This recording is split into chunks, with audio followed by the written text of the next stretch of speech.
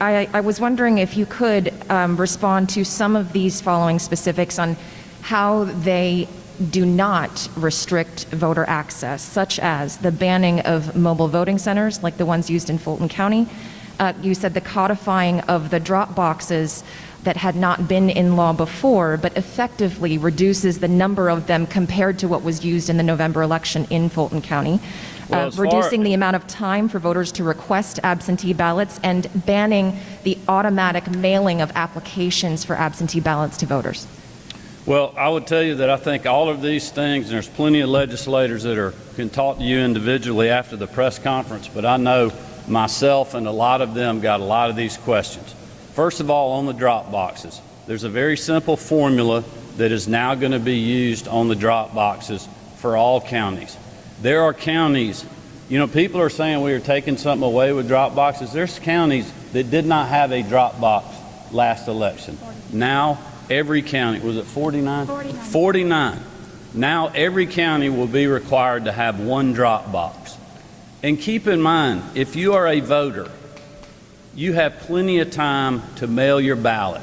But if you feel uncomfortable like that, you can do like I did, because I was under COVID quarantine and didn't want to go in the polling location.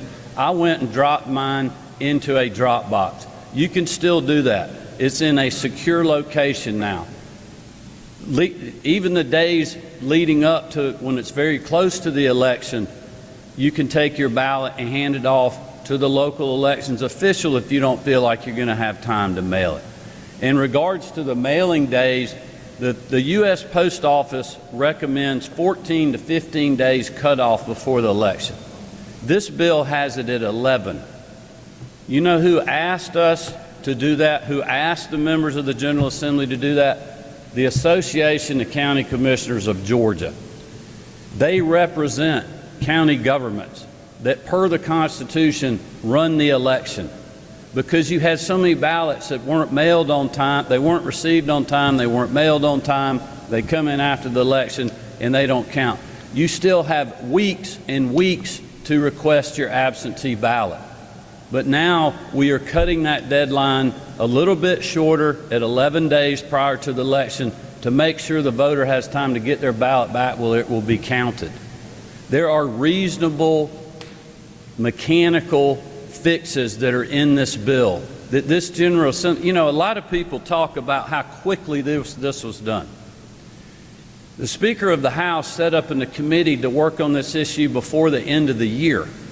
The legislative session right here in this building started the second Monday in January, and the bill was just completed a little over a week or so ago. So this has been going on for months, this negotiation between the House and the Senate, and then our office to get